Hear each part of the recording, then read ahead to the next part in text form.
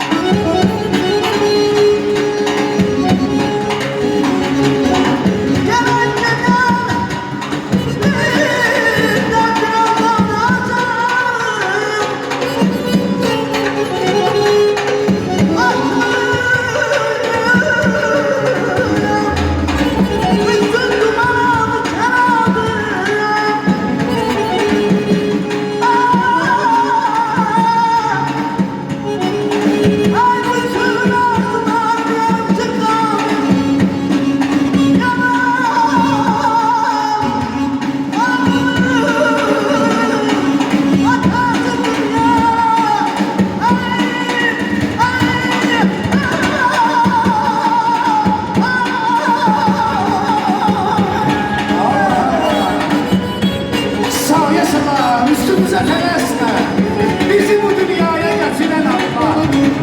Eşini saklamazlar ayağında, ahunu bahaya getiren Allah. Bir nizam verdi her gelmişine, her atmak olanı onun işine.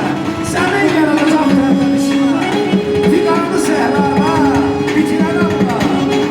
Rəhmənə günü de gösterecekti, günü de ayı da gösterecekti. Her hakkı sayı da gösterecekti. Eylemez dünyanı, duman, sen Allah.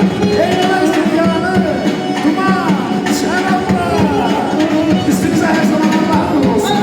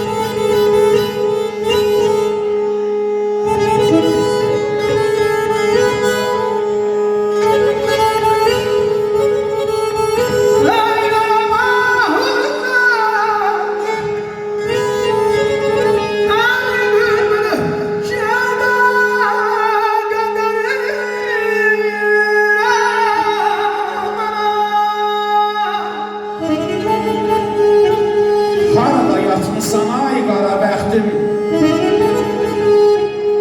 dağılıb dövranım var da yan keçir.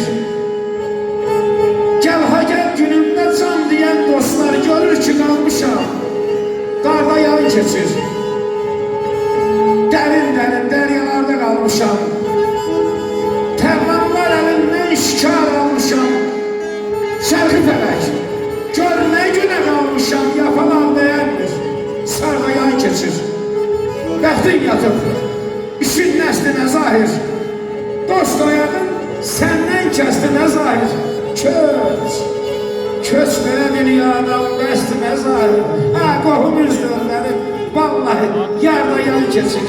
Qohum üz dönləri, qardaşım yarda yan keçir.